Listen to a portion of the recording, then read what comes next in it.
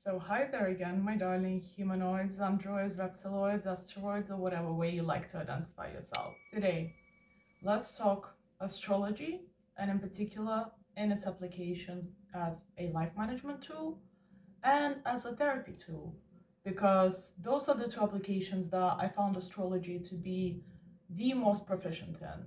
Obviously, there's many more ways to guide your life with astrology, such as even health matters, finding purpose in life.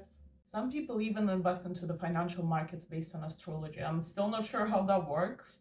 I mean, I kind of understand how it works, but I haven't gotten into it, although maybe I shall. If I do, I will make sure to update you guys on how that works as well. However, the ways that I have discovered that are the most useful applications of astrology thus far to myself and also to some of my friends is in terms of just general life management and as a way to understand yourself, understand your psychological patterns, and navigate life in general, especially if you are considered neurodivergent.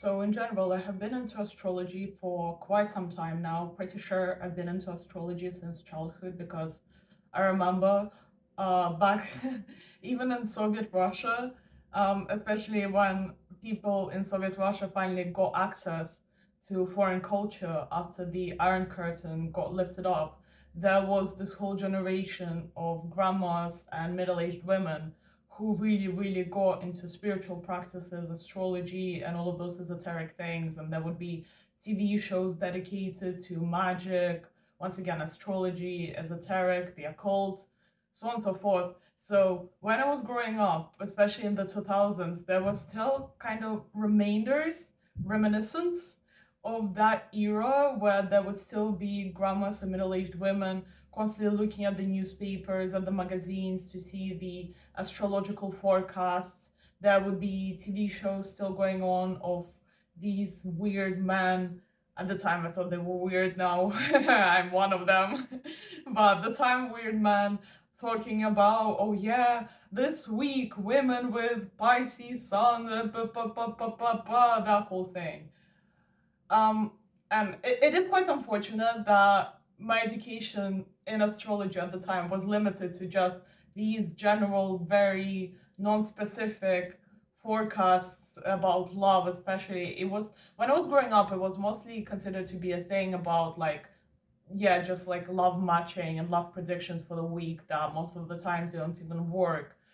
So when I became a teenager, I kind of distanced from it, although I wouldn't say so because I still knew that I'm a Cancer and blah blah blah. I would still sometimes look at astrological forecasts, but I wouldn't talk about it that much. I wasn't like using it to navigate my life that much. That is until I, of course, got into an arts university, and I feel like that's how a lot of people start: is they get into an arts university or they get with an arts crew.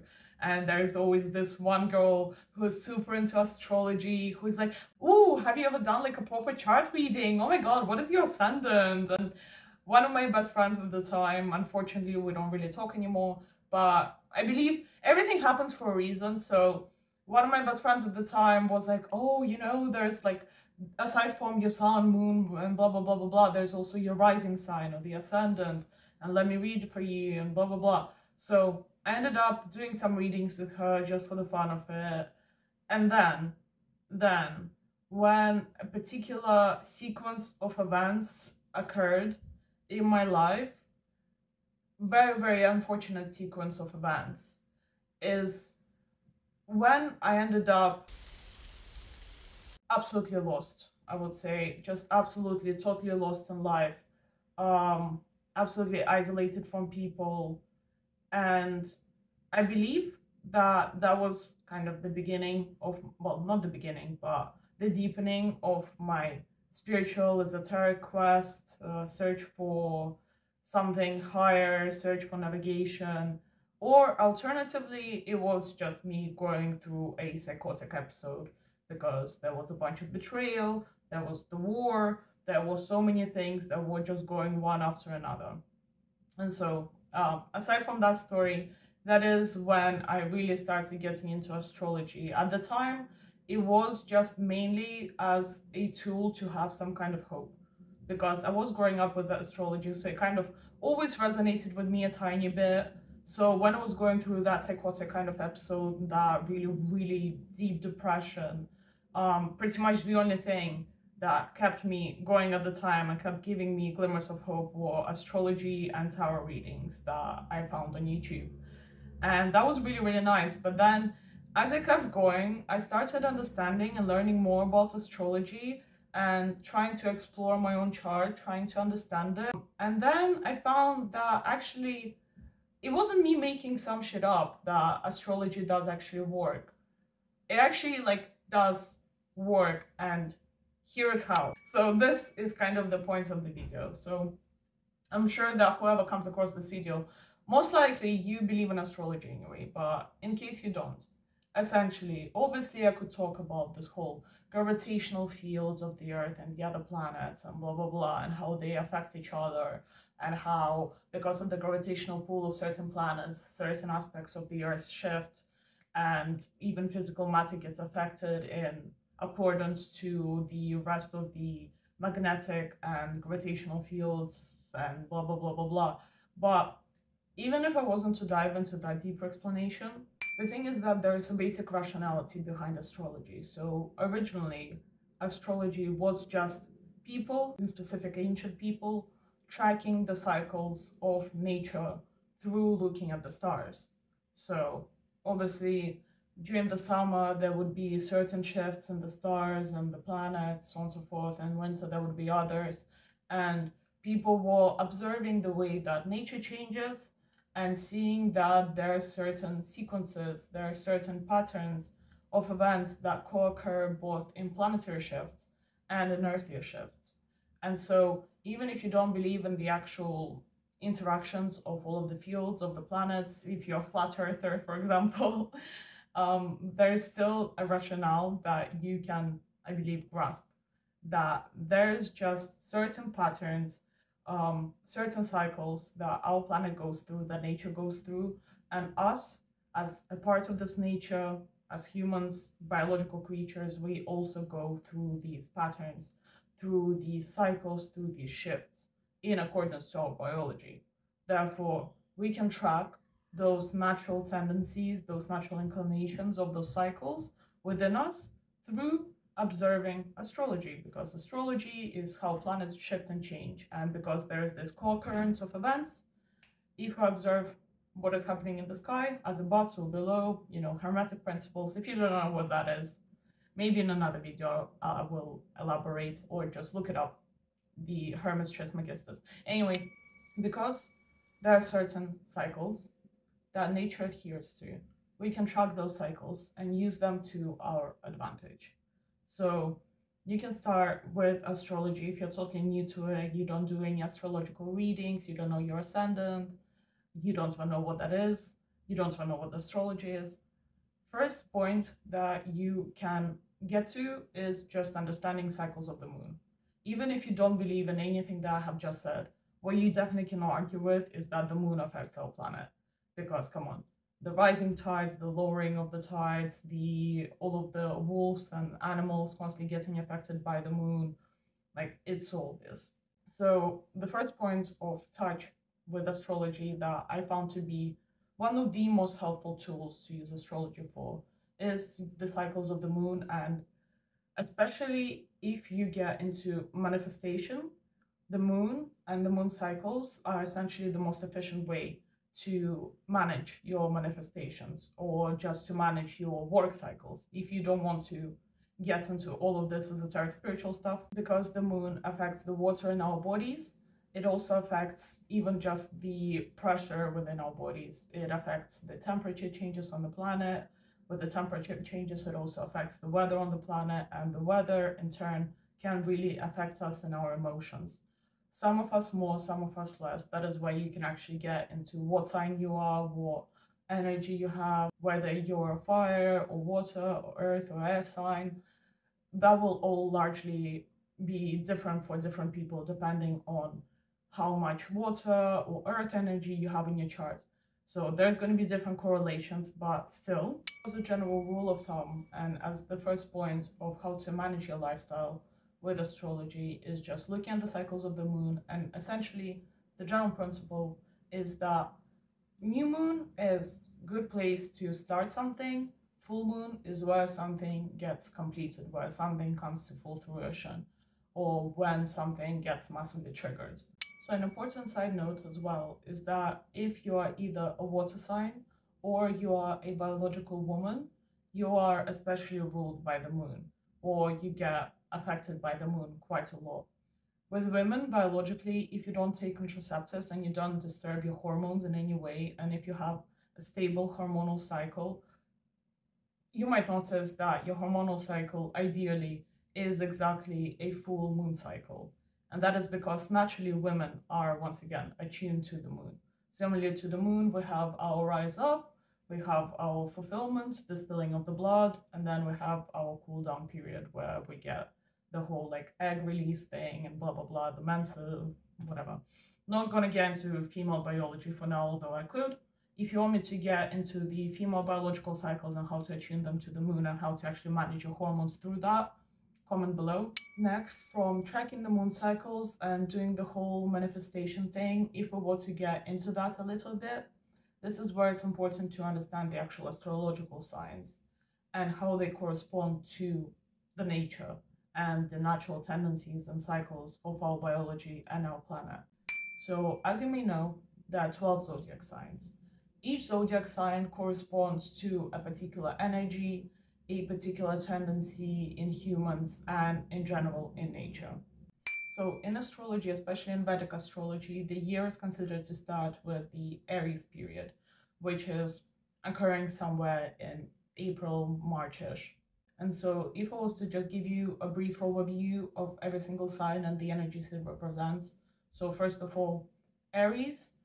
In general, it is the energy of new beginnings, it is the energy of initiation, can be an energy of aggression, it is bold, it is stubborn, it is persistent, just as you would imagine a ram could be. So the Aries cycle can be a really good time to start things, to initiate, to come up with new ideas. But it can also be a time of rapid shifts, rapid changes, detaching from people, making firm decisions, cutting things out of your life. So in terms of managing your emotional state and your mental well-being, the Aries cycle is great for getting rid of addictions, getting rid or initiating the getting rid of negative patterns of behavior. It's great at pinpointing and seeing exactly what the problem is in your life and seeing the way out or looking for a way out of whatever it is you're trying to get out of. And if you look into astrology in terms of life management and especially manifestations by working with the moon cycles, so once again, to reference, the new moon is when you set out the manifestation, the full moon is either when it comes to fruition or when the things that are in the way of that manifestation come up right to your face to be gotten rid of. So if you're manifesting with the moon, anything you set out to do in the new moon in Aries, good for new goals, new ideas, initiatives that will then, in the full moon in Aries, half a year later, so exactly 6 months later, will show either some results, will show some obvious progression, or will show things that are really getting in the way of what those big new aspirations and goals that you have just set out to achieve are. Next, we have Taurus, and it's one of my personal favorites in a sense. It's a great energy to work with. Earthy, beautiful, can be very, very feminine, but also has a healthy amount of masculinity to it. It's a really healthy and balanced energy, at least in my experience. I really like Taurus. It represents stability, security. It can be stubbornness, but it can also equally be persistence. So in its good expression, Taurus energy is just really knowing what you want, knowing what you desire, willing to work for it. But in its negative expression, it can be very, very materialistic. It can be very judgmental. And once again, it can be very, very stubborn and unwilling to change. So whereas, as I said, Aries is a good time to initiate change, Taurus can be a time when that change gets held back, when you have something getting in the way, or when you just feel inner resistance to the changes that you have set out to create in your life. But the Taurus period, in terms of moon cycles and manifestations, is once again really, really good for manifesting anything to do with financial stability, with material security, with also beauty, and especially aesthetics, external things. So, values, things that you own, property, anything that is stable can be touched in a very, very material and physical sense. The Taurus new moon is a great time to initiate those kinds of things and aspirations. If you also want to manifest having persistence in some matter in your life, also once again, look to the Taurus new moon to manifest that persistence and stubbornness in matters that usually, for example, you might be very wobbly in. In terms of mental health, the Taurus cycle is great because once again, it can signal mental stability. However, an issue is that it can also signal overindulgence. So if you have not managed to make progress in terms of getting rid of addictions, for example, the Taurus cycle can actually be a time when things get worse. But the thing is, oftentimes for things to get better, they first have to get worse. So that Taurus energy of being stubborn and sliding back into overindulgence can actually be a great tool to push you further in desiring the change and making the steps, taking the steps necessary to create that change in your life. So it will either lead you to being persistent with whatever improvements you have set out to create in your life, or it can make you overindulge and get stubborn and not wanting to make those changes, which will in turn later push you forward more because you will just get pissed off at yourself or pissed off at whatever is holding you back. So great energy. Love Taurus. Beautiful. Next we have Gemini, an air sign. I'm not sure how I feel about Gemini because my best friend used to be a Gemini and I thought I loved the energy because the energy of Gemini is very chatty, very open, and also comes across as very intellectual. But the thing is, the key point here is comes across. So usually Gemini is really good in academic matters, in things that just take remembering or exchanging words in communicating with other people. It is not necessarily wisdom, but it is intelligence.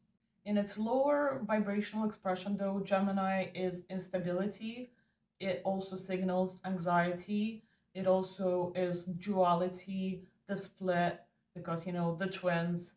There's also this whole idea of the story behind Gemini that in order for one of the twins to prosper, the other twin has to be killed off. So it can also be an energy of sacrificing for either your better future, or it can also be unnecessary sacrifices if it is expressed in its lower energies. So in terms of mental health, the Gemini period can be quite difficult for those who suffer with anxiety. So if you're constantly unsure, if you have a lot of thoughts spiraling in your mind at all times, the Gemini period is when you should be especially careful and practice as many meditative and calming exercises as possible in order to not cure, but just relax yourself a little bit, tame down a tiny bit, and don't overextend yourself. But if you're not looking to work with astrology for mental health or emotional well-being, then the Gemini period can be a great time to network, to chat with others, to meet people, initiate new educational endeavors, find out new information, discover something new, have fun, chit chat, and yeah, just be light and breezy, like, you know, the air energy that Gemini is, just being light and breezy, just chit chit chit chit chit chit chat everywhere. It's great for that in terms of life management. So if you're looking to manifest new acquaintances, so obviously once again the manifestation will happen half a year later, and I believe it was Sagittarius, that is 6 months later. Yeah, in Sagittarius. The new moon in Gemini is a great time to set out to meet the people that you need, find the connections that you need, find courses that will guide you further, that will educate you better. Or it is also a great time to manifest being decisive. So because in that period of Gemini itself, you will likely be split between two worlds, feel indecisive, have this energy of, oh, I could go one way or the other, I don't know which one to pick, I don't know which one is better. The new moon in Gemini is a great time to manifest decisiveness because, as opposing to Gemini Sagittarius, is decisive forward movement, and I'll get into it later in this video. But yeah, that is why Gemini new moon, great for manifesting decisiveness and knowing a direction. Next, we have a very, very dodgy energy, which is Cancer. I am a Cancer sun myself. I have a lot of Cancer in my chart. So let me tell you, Cancer is a messy one. It is a lovely energy in general because Cancer is home, it's a sense of belonging, it is the care, it is the nurturing. It is also considered to be the fire of the water signs because it can be quite spicy energy, very protective. So the Cancer period in general can be a time when you either want to get closer to your family, nurture your family, or if it's not your family of origin or your blood family, it can also just be a time when you need and crave that closeness with the people that make you feel like you're at home. It is a great time to work around your house, to do things at home, to get closer, to nurture the connections and relationships that you have. However, the lower expression of Cancer is just being crabby. It is just crabbiness. It is wanting to hide away, wanting to just skedaddle out of situations, wanting to avoid things, wanting to close off, hide in your little hermit shelter and just not come out. So, in terms of mental health management, Cancer is quite good if you know how to work with that energy. So, if you're the kind of person who really overextends yourself, who tends to be a people pleaser, all of those issues in terms of really not looking after yourself or not prioritizing the people that are closest to you, then the Cancer energy can be great to finally focus on yourself, to withdraw from the world, to look at what it actually is that you need to feel good emotionally, especially emotional stability. Cancer in its higher expression is really an energy of just inner peace, inner emotional stability, security, feeling protected.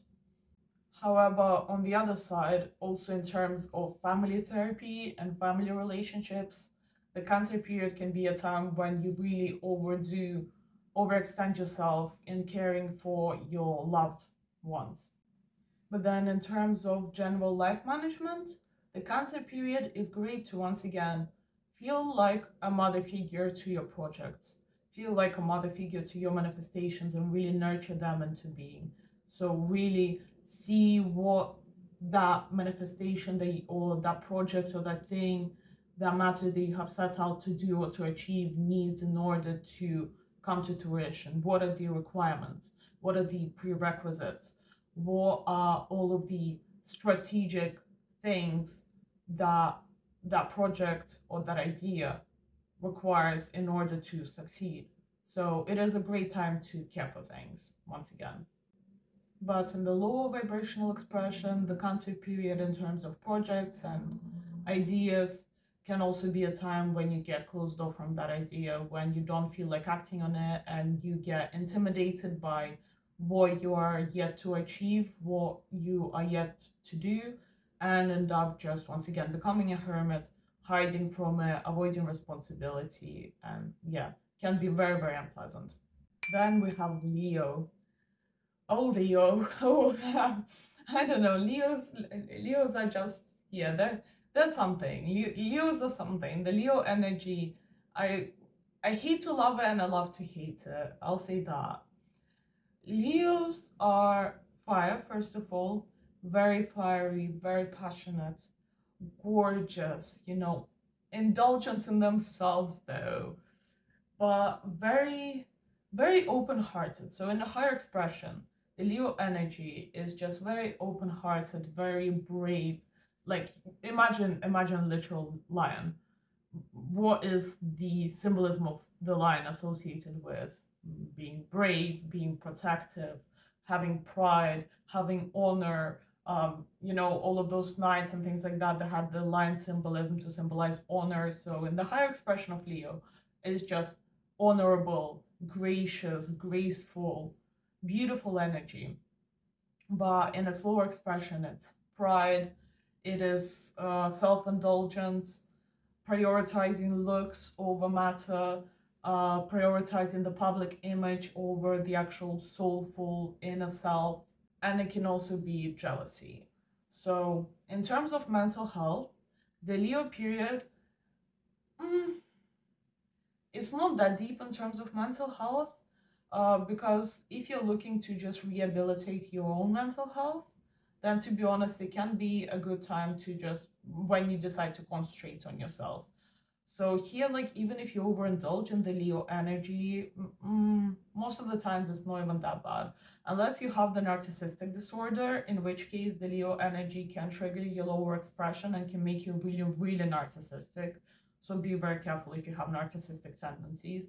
Or otherwise, if you tend to act like a victim, or if you have tendencies to shame yourself or just have extreme shame in general, the Leo period can be a time when that gets really amplified. So if you already despise yourself in some way, or you are very, very prideful and narcissistic, the Leo period is when those things can come to the forefront and you will really see them and have to deal with them in one way or another.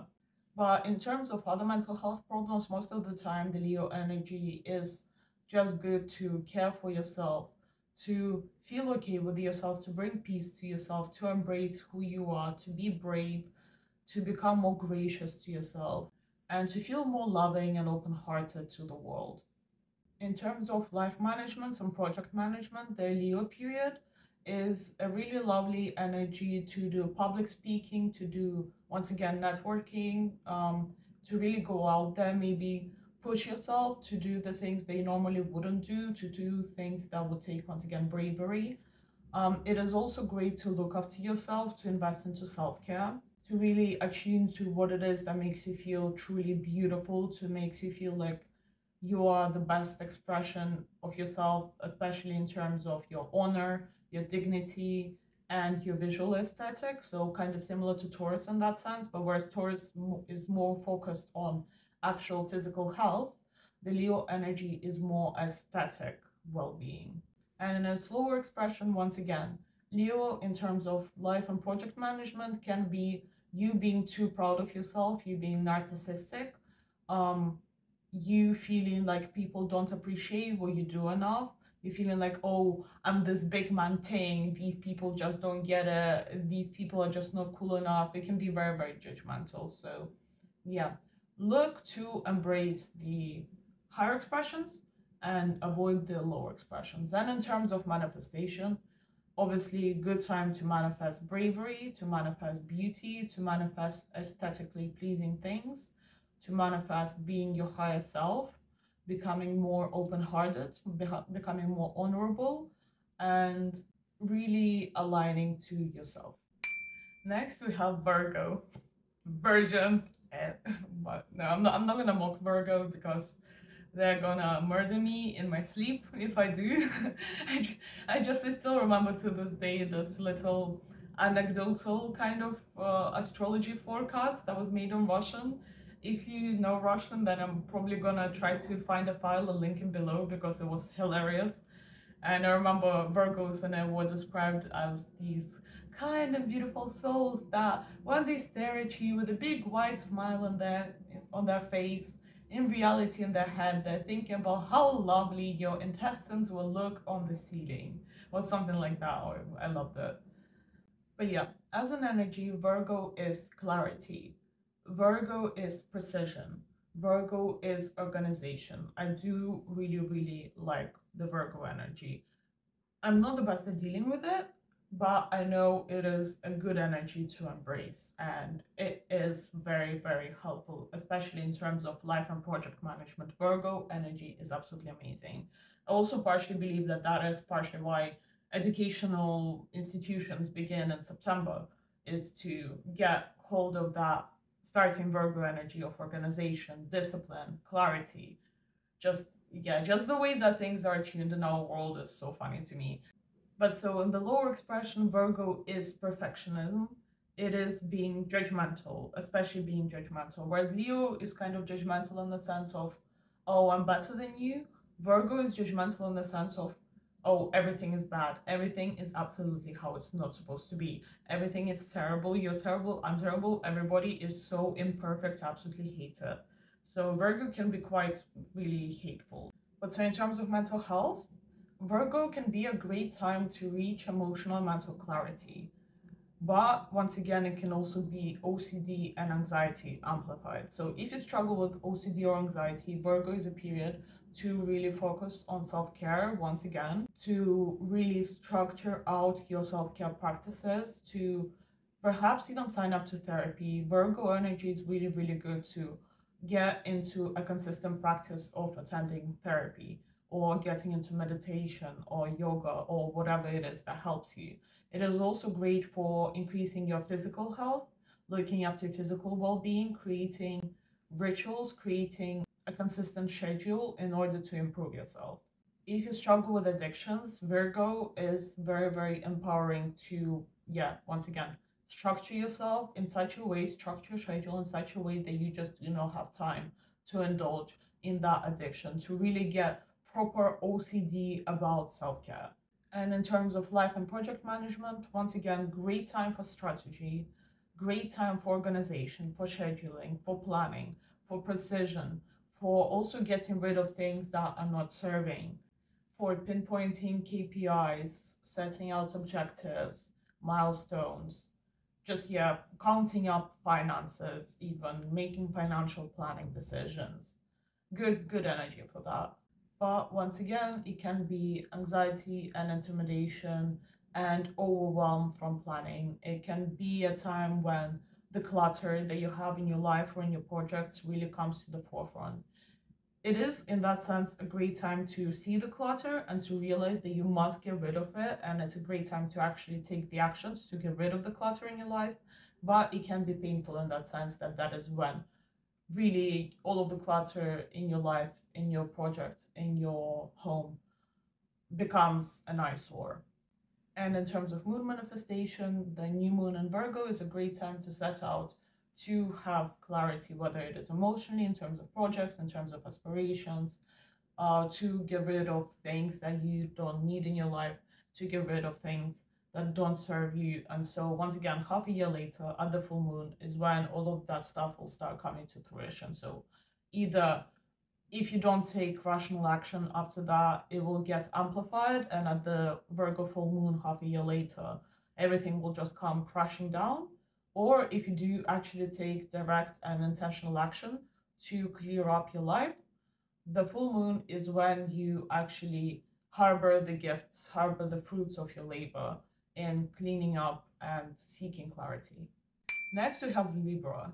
In terms of energy, gorgeous, stunning, just mwah, amazing energy. But in terms of people, dodgy. I'm sorry, but dodgy. Libras are dodgy. I love you, Libras. Honestly, my heart and soul goes out to you, but especially because I know that you need it.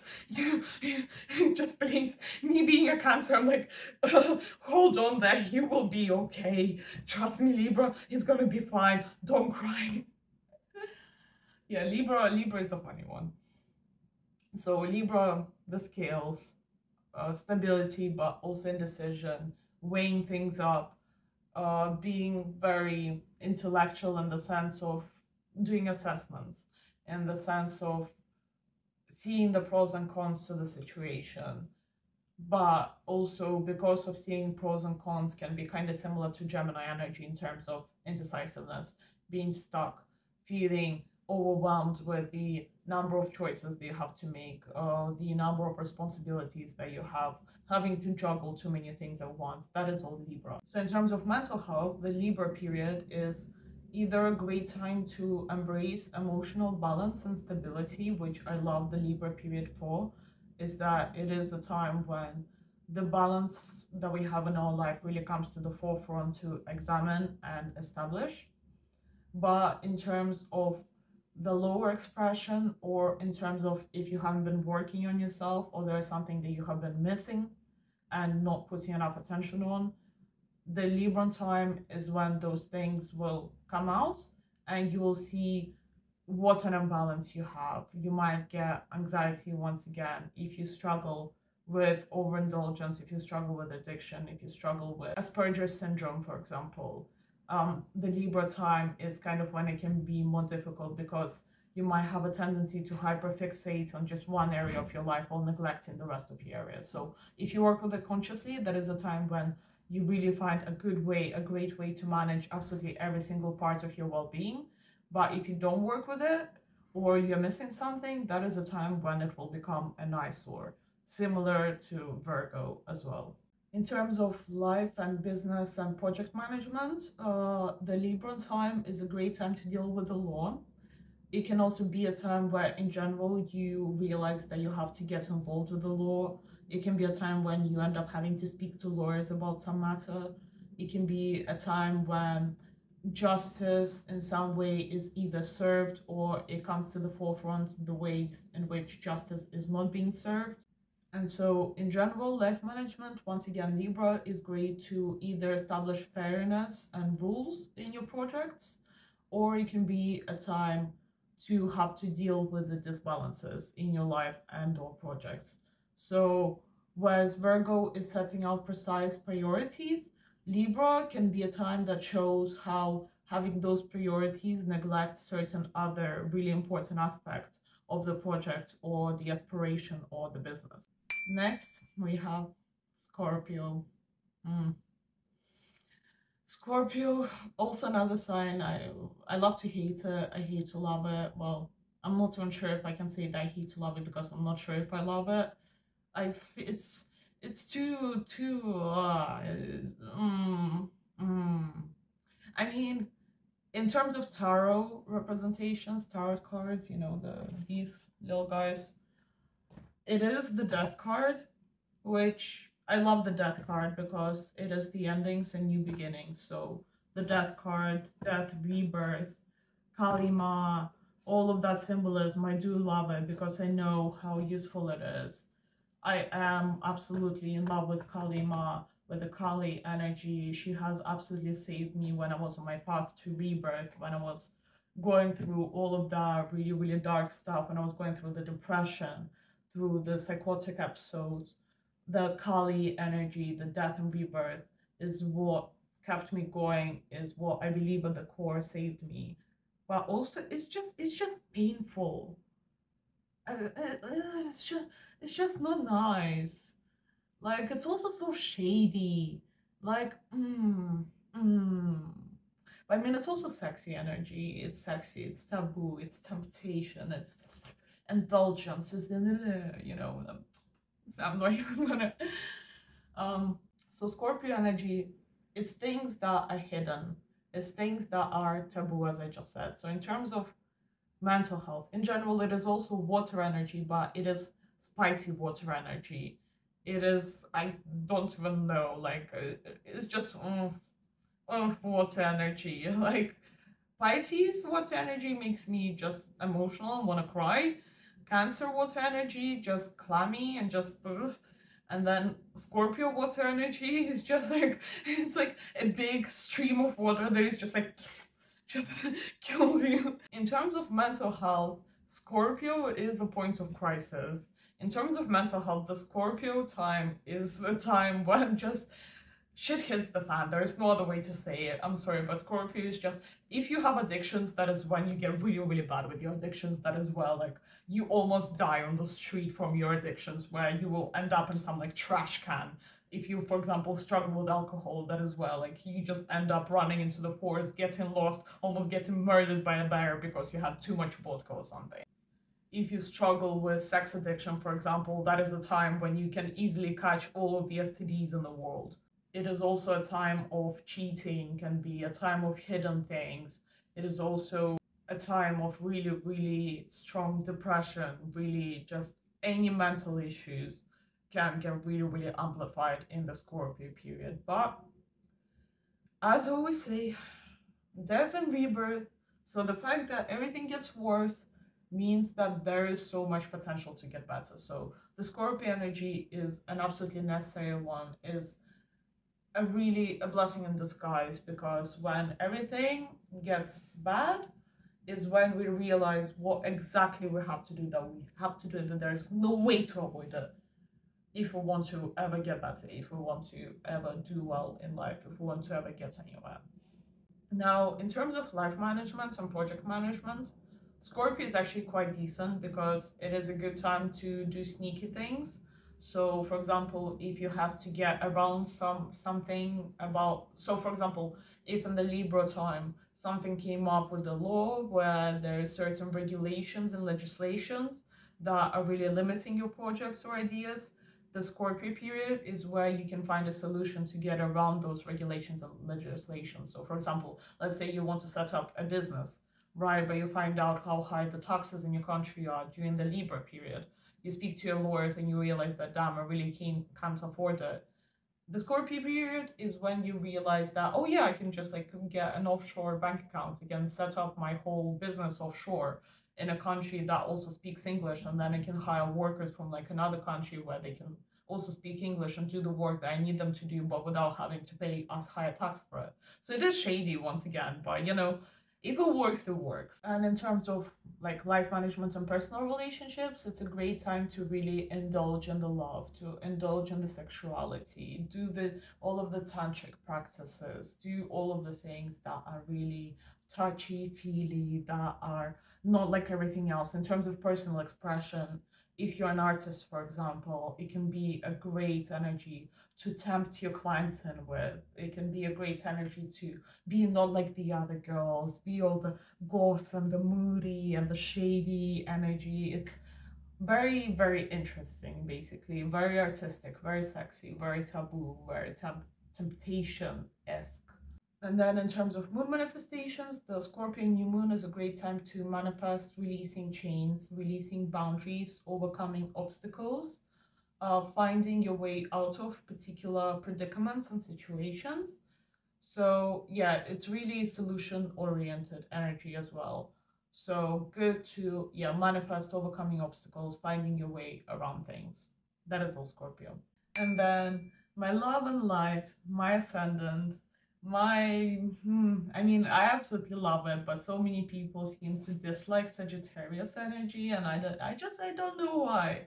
Like, Sagittarius energy is great. We're positive. Like, don't judge. I don't know what it is. So Sagittarius, right? Very, very positive energy, very intellectual energy, wise in particular. Not just intellectual in terms of like well-read like Gemini, but actual inherent wisdom, very deep intellectual stuff. And I have so many people who tell me that the positivity is toxic, the Sagittarius positivity is just too much. It's too energetic, too driven, too um, fast acting, too spontaneous. And I don't know what they're on about. I mean, like, once again, I'm a Sagittarius ascendant, and like, yeah, maybe I do move countries every like month or two, but like, maybe I do kind of sometimes overshadow my emotional well-being by being overly positive and gaslight myself into believing that things are actually good when they're not perfectly good. But like, that is exactly what saved me from depression. So like, I, I don't know. So this is actually pro tip in terms of mental health and astrology. Find out what your ascendant is, because that can be a great way for you to realize what is your perfect strategy is for coping with this reality.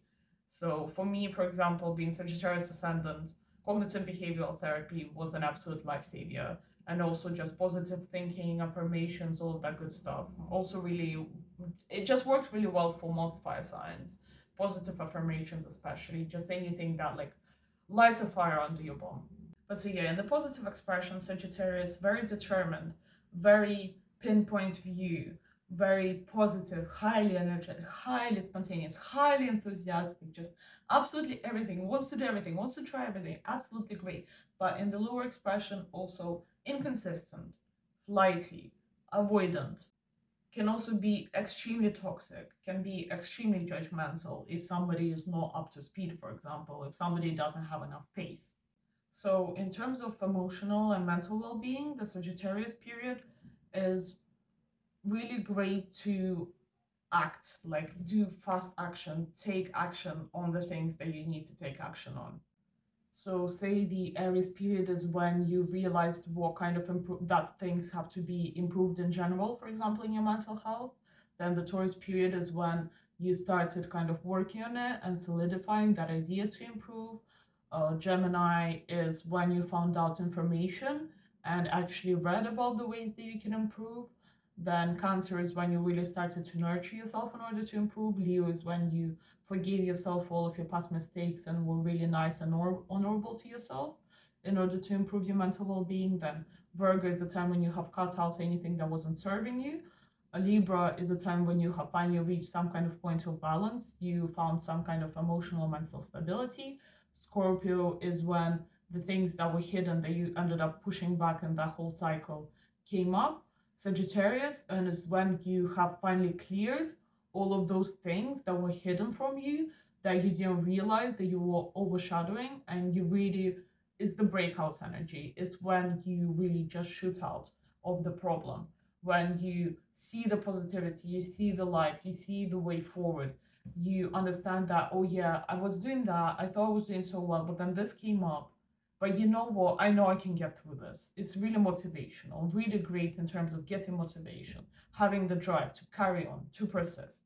And once again, if you struggle with depression, for example, the Sagittarius energy can be a really nice time when you see a glimmer of hope, when you see at least a bit of the light, because it's coming up to Christmas. Is the time when you get the chocolate, the marshmallows, and maybe staying at home all of the time isn't so bad. There is like snow outside, but you know what? I can make a snowman out of snow. It's that kind of thing. Like, oh yeah, I can watch a comedy show. You know what? It's winter. Yeah, maybe I'm not being the most productive, but you know what? I can enjoy myself. I can enjoy myself in the comfort of my home. It can also be that kind of energy. But once again, the lower expression in terms of mental health is just abandoning anything that you have set out to do, any improvements you set out to make, and just gaslighting yourself and telling yourself that actually my problems ain't deep enough to even deal with them. I don't need to go to therapy. Like, my life is good. What am I complaining about? I don't want to pay a therapist. Like, it ain't that deep. I can just like speak some positive affirmations into the mirror and everything will be fine. Haha, I can make jokes about it. I can become a stand-up comedian and make jokes about this trauma that I went through for the rest of my life and not actually process the emotions that to do with it. So yeah, if you once again struggle with depression, if you struggle with trauma, the Sagittarius energy can be a dodgy time when you really need to watch out and make sure that you use the energy to actually work through your problems and find solutions and tap into that inner wisdom that you have in terms of getting to a point of improvement rather than just overshadowing everything with positive thinking and be like, oh no, things are great, what are you on about? You know, in terms of projects and life management, Sagittarius is just, yeah, it's just mostly great energy. There's almost no downside to Sagittarius in terms of life and project management because it's just aimed, directed, wise, intelligent, resourceful, just very positive, driven, motivated energy. So just great time to actually work, work, work, work, work. It can lead to overworking though. It can lead to overextending yourself once again, overworking, overdoing things, running yourself into the ground. So make sure you keep a good life balance in the Sagittarius period. But in general, like if you need to get the work done, the Sagittarius time is when you get the work done. When you know, when you see the aim and you go for it, like the Sagittarius, the arrow, you just. And in terms of moon manifestations, Sagittarius new moon is a good time to manifest finding direction in life once again, determining where you need to go. So whereas the Gemini new moon, it goes full moon, in the Sagittarius time is when you finally choose a path of the two paths, for example. Sagittarius is when you manifest the dedication to that path, not straying away from that path, deciding that, okay, I have picked this now, I need to manifest actually accomplishing it. So yeah, Sagittarius new moon, great for manifesting determination, motivation, drive, and ambition. Then Capricorn. Capricorn is rich bitch. Like Capricorn is materialistic. It is just money, money, money. I mean, not always. Not always. Okay, that was very judgmental of me, but I do love Capricorn energy. Capricorn energy can be good. Also very emotionally detached though, so like iffy energy, I'd say. Very good in terms of project management, very good leadership, very good planning, strategizing. So Sagittarius, I would say, is actually more of a strategizing things and seeing the way forward, whereas Capricorn is like finding out what exactly needs to be done, how that forward goal will be accomplished in a practical, grounded way, because earth sign, very down to earth. Okay, what is the plan? It's okay to dream, yeah, have your big ambition of getting $1 billion, but how are you actually going to get there? That is Capricorn. Capricorn is also kind of the water of the earth signs, so it can be kind of sneaky in getting what it wants. So especially in its lower expression, if we go into the materialistic side of things that it has, it can be, yeah, just very, very sneaky and doing anything to get to what it desires. It can be great for overcoming challenges, overcoming things, being determined, but it can be shady in the sense of it can set things up in such a way that only the Capricorn wins, you know. In terms of mental and emotional health, it's also a dodgy energy, because it can be a time when we once again abandon the emotions. Whereas during Sagittarius period, in terms of mental and emotional well-being, it's more of overshadowing problems with humor.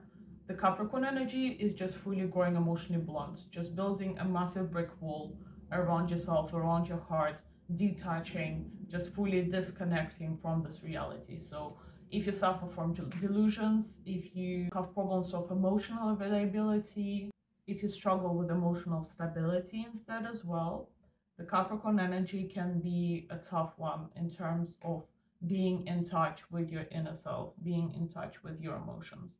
If used wisely, however, in terms of mental and emotional health, it can be a time when, once again, you see what you have to do precisely and exactly to get to the better place. And it is you setting out and actually doing the things that you have to do to get to the better place. But if you don't tap into the wisdom of Capricorn, if you don't tap into the wisdom of the goat going up the mountain to get to its desired green fields, then it can instead be you slipping down and just abandoning the whole idea of getting emotionally well, for example. Then in terms of projects and life management, just, yeah, very structured, very organized energy. So really, really good in those terms. Very grounded, down to earth, realistic. Very good for assessments, very good for analyzing, very good for doing risk assessments, risk analysis.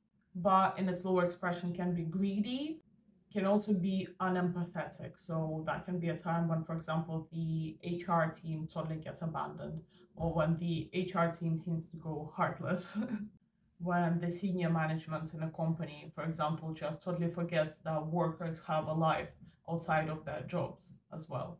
So Capricorn can be dodgy in that sense, but great for structuring, great for especially financial planning as well.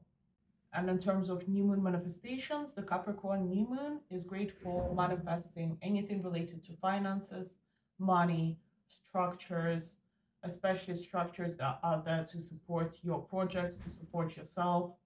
Great to manifest passive income streams, actually worked extremely well for me. Like, you know what? Props to the Capricorn new moon, like that do be working. So yeah, as any of the Cancer new moon manifestations come to be, so such as emotional stability, emotional security, it is in time when then having that emotional stability and security, you feel empowered to then work on your aspirations and set out to now get the material security after getting the emotional security. Then Aquarius, an absolute wonder. I I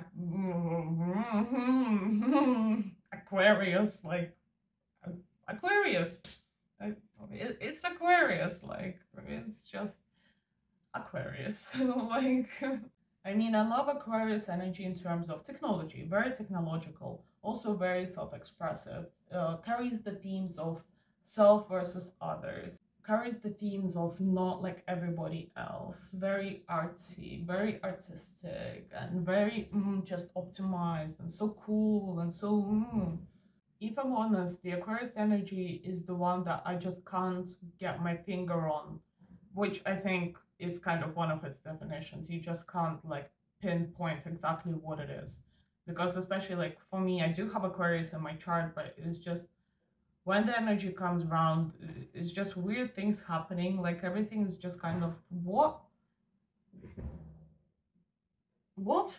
So in its higher expression, Aquarius is very technological, very precise, can also have to do with medical matters, especially things like doing medical examinations, anything like MRIs, scans, anything to do with medicine and technology. It can be quite an Aquarian matter. It can also be scientific progress, scientific breakthroughs. But then in terms of mental health, it's just odd. Like that is just when quirkiness comes up and you don't really know what to do about it. At least in my experience, that is what the Aquarius energy is. It's just once again, what? What? Now, if you struggle with psychotic episodes, for example, if you have bipolar disorder, if you have mania, if you have split personality or any of those disorders that are really to do with delusion, the Aquarius and also the Pisces, which I'll speak on in a second, can be a time when that gets amplified. So, yeah, delusions, illusions, hallucinations, really, really Aquarian matters. So, watch out for those. Once again, practice your mental health practices. If you need to speak to a mental health practitioner, Aquarius energy is definitely one to look out for. Get into therapy, get the treatment that you need. If you struggle with addiction, especially, then find a center that helps with addiction. Find addiction recovery groups, Alcoholics Anonymous, stuff like that. In its higher expression, though, in terms of mental and emotional health, Aquarian energy can be a great time for art therapy, for artistic expression, for actually expressing what you're thinking and going through, for expressing how you're feeling, for speaking and communicating to others, how maybe examining how your connection to others, how you're standing within society, how your group of belonging is affecting your mental and emotional well-being. So can be really, really great time for psychoanalysis as well. Really, really good time actually for psychoanalysis. And then in terms of projects and life management, great time to utilize technology, to discover new technology that you can use to find to come across new technologies that you can apply, find new technological, digital, electronic tools for project management, for life management, scheduling, optimizing things, streamlining, even applying AI, getting into crypto, or at least learning about Web3, all of those things, like what are NFTs, and that is all very, very Aquarian. So, you know how right now you might have heard about the shift to the age of Aquarius, like this whole central banks and stuff like that failing, and then crypto, Web3, AI, and all of those trendy topics coming on the rise.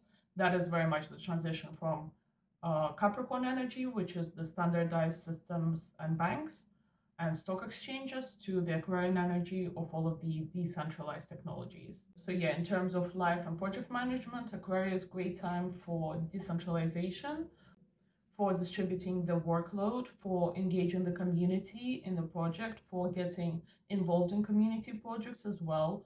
Can also be a great time to do charity. So after, for example, during the Capricorn period, you have managed to gather some wealth. The Aquarian energy after that is a good time to give away that wealth for a good cause, a good way to consider charity, a good way to do something for the environment, a great time to care for the homeless children, for example, or go and help out in a center for children with autistic disorder. So yeah, that is actually another point, is that Aquarian time is when people on the spectrum can experience an amplification of their natural tendencies and some sensitivity. And in its lower expression, Aquarian energy can also be very insensitive, actually. So in terms of project and life management, Aquarian energy can be, once again, very delusional, insensitive, inappropriate, and can be very selfish, where you only care for what you get, the benefits that you get for your project, not what benefits the rest of the community gets. That would be the lower energy. And in terms of manifestations, once again, moon manifestations, the Aquarian new moon is a great time to find the balance between yourself and the community around you, manifesting engagement of the community in your projects, manifesting good cordial relationships, manifesting finding a good way to express yourself as well, so that when the full moon in Aquarius comes round, that's going to be about the Leo cycle. That is exactly why, like in the Leo cycle, we're all very expressive, very Leo, you know, because the new moon in Aquarius is when we set out to find that self-expression, find what makes us stand out from the rest of the crowd. So yeah, new moon in Aquarius, really good time to tap into your individuality and set intentions to discover your individuality. And then last but not least, we have Pisces. Pisces. Eh. Pisces. Very emotional, very artistic, very dodgy energy, very flowy though.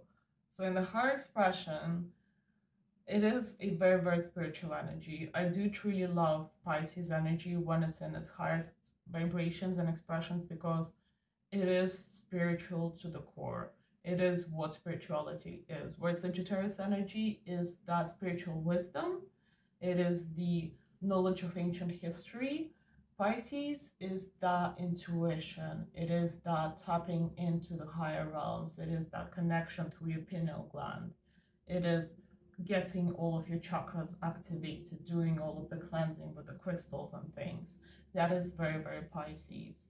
By the lower expression, it is emotional instability, and once again, psychosis, hallucinations, addictions, especially addictions, especially addictions. Like, I cannot underline that enough. The Pisces time, in terms of mental and emotional well-being, is when addictions can get the worst. If you have any tendencies for escapism, the Pisces time is escapism peak. Pisces, like one of their worst traits is that escapism, that inability to handle reality, to come face to face with what is, and just levitating somewhere in the outer realms instead of grounding themselves and actually solving the problems. That is also why it's so artistic as well, because obviously when you're levitating in outer space, there's so many ideas, so much inspiration, and then when you come down to the earth, you get absolutely traumatized by what is here on this grounded earth. And then when you're traumatized is when you need to express yourself, and that is where all of the great music, all of the great art comes from, is this trauma. So Pisces is trauma central, it is addiction central. In its higher expression though, once again, the Pisces time is great for rehabilitation. It is a great time for art therapy, for just trying all sorts of innovative experimental therapies. It is a great time to tap into your emotions, come face to face with your emotions, speak through your emotions with somebody. It can also pinpoint to you the ways in which you are repressing your emotions and unwilling to work with them. So very helpful in that sense as well. And in the lower energy, once again, addiction, escapism, unwillingness to work, unwillingness to face reality, and also hallucinations, delusions, psychosis, once again, similar to Aquarius, but possibly even worse. In terms of life and project management, though, Pisces energy is great at finally embracing emotions. So, for example, whereas in Aquarius, the managers might have become slightly heartless, especially after the Capricorn cycle. Pisces is when the workers have a mental breakdown and the managers have no choice but to accept that workers actually have emotions and have lives outside of their jobs, and there's something that needs to be done about it, and HR needs to get their stuff together and work with the people. In projects, great time for creativity, for the creative arts, once again, self-expression, as I've already said multiple times. And in general life, it is a great time to just go with the flow.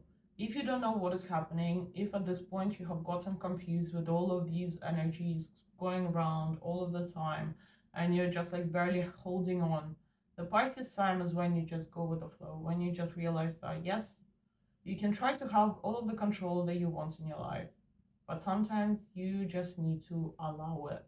Just allow it, allow God, trust in spirit, trust in higher guidance to take you where you need to go, and you just let go and let the stream take you down or up or wherever it needs to take you, and then see where you end up. by the next Aries cycle. In terms of manifesting with the moon, the new moon in Pisces is great for emotional clarity, getting rid of escapism, coming face to face with reality, understanding how to work with reality, and harboring more creative ideation, more creative projects, more creative ideas, more artistic expression, obviously.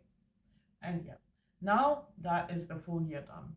Now, I could also dive into the houses of astrology, but all you really need to know about the houses is that the houses correspond to the signs, where the first house is Aries, then second house is Taurus, third house Gemini, blah blah blah blah blah, until 12th house corresponds to the energies of Pisces.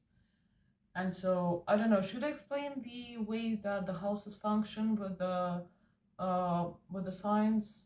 I think I'm gonna leave that for another video, because for now I feel like just the explanation of the signs was enough.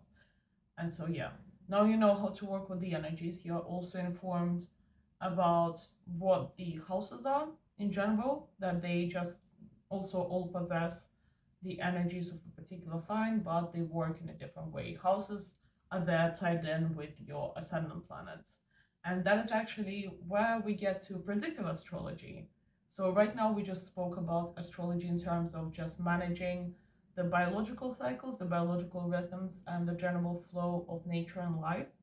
And then if we want to actually plan ahead, plan forward, do predictions, that is where we need to get into the houses, ascendants, and actually break down what all of the planets are, what signs do all of the planets correspond to, and how they all interlink and function. But yeah, for now, this is enough. So I hope you found this helpful, and I shall see you in the next video on astrology, because I'm setting out to explain it all, as always.